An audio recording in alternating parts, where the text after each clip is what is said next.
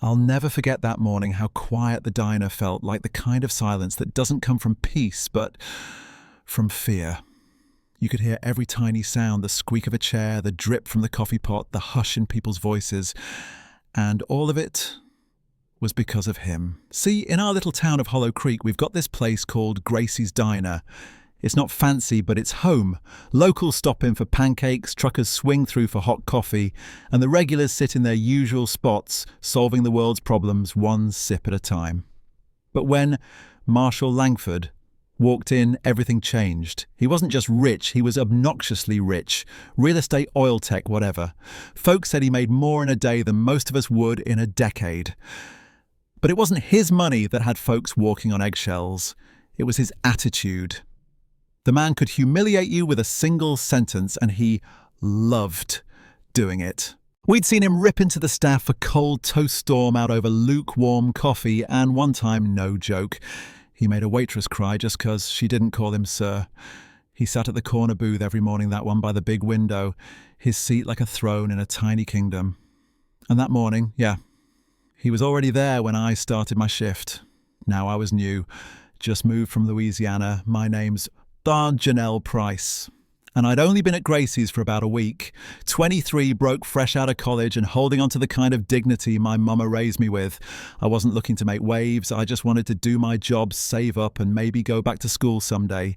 But that day something snapped in me. And looking back, I'd do it all again. It started with poor Danny, the teenage busboy. He brought Marshall's espresso, double-shot dash of cinnamon, just like always, and Marshall. He just stared at it, lips curled like he smelled garbage. Then without a word, he slammed the cup down so hard the porcelain cracked. This, he growled, tastes like boiled gutter water. Danny's hands shook. I could see it from across the room. Kid looked like he was going to pass out. "You call this service?" Marshall barked, standing up now, towering over Danny like some scene out of a courtroom drama. "Do you people even try anymore, or are you all just that incompetent?" Our manager, a sweet old guy named Pete, shuffled over his apron, twisted, and his hands wringing that same rag he always carried. "I'm sorry, Mr. Langford," Pete said, soft and shaking. "We'll remake it right away on the house." Marshall sneered. "No, you'll remake you, Pete. This dump's only still open because I haven't decided to buy it and bulldoze it yet." That's when it happened. I was standing there, tray in hand, heart pounding. My mama's voice echoed in my head. "Don't let nobody treat you like less, baby. Not ever. Your worth don't shrink just 'cause someone else can't see it." And without thinking, I put down my tray, took a breath, and walked straight to his table. Now the diner went dead silent. You could hear forks clink to plates. Every pair of eyes followed me like I was walking into a fire. "Mr. Langford," I said, standing right in front of him. That was uncalled for. He blinked confused, like he couldn't believe someone was talking to him like that, let alone against him. "Excuse me," he said, drawing himself up. "And you are?" "My name's Janelle. I work here. And I think it's time someone said this. You don't get to come in here and tear people down. Not Danny, not Pete, not anyone." The man laughed, loud, ugly, like he was swatting away a fly. "Oh, that's cute. Let me guess you think standing up to me makes you some kind of hero." "No," I said, voice steady. "I think it makes me human. And I think the way you talk to people makes you lonely." Something flickered in his eyes, just for a second. Anger, embarrassment. I couldn't tell. He leaned in close, voice low and sharp. "Do you know who I am?" "Yeah," I said. "You're a man who walks in here every day throwing money around like it gives you permission to be cruel. But it doesn't. And maybe no one's told you that. Until now." The silence in the diner turned electric. I could feel people holding their breath behind me. Marshall stood slow and deliberate, trying to tower over me. "You've got a lot of nerve, girl. And you've got a lot of anger, sir," I replied, meeting his eyes. "But you're not going to take it out on us today." He opened his mouth like he was about to explode, but nothing came out. Just air. Then without another word, he grabbed his briefcase, turned and stormed out. The door shut behind him with a bang, and for a second, just a second, nobody moved. Then someone clapped, and another, and the whole diner burst into applause. Pete was crying. Danny looked like he'd just seen Jesus. I was shaking, but I smiled anyway. Now, don't get me wrong, it wasn't all roses after that. Word got around.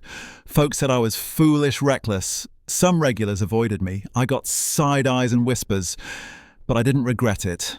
Not for a second. 'Cause something shifted that day. Marshall didn't show up the next morning or the day after, but by the third day he was back, quiet eyes low. No tie. He ordered his usual, and when I brought it to him, he said something I never expected. "Thank you, Janelle." Just like that. No snark, no sneer. "Welcome," I said just as calm.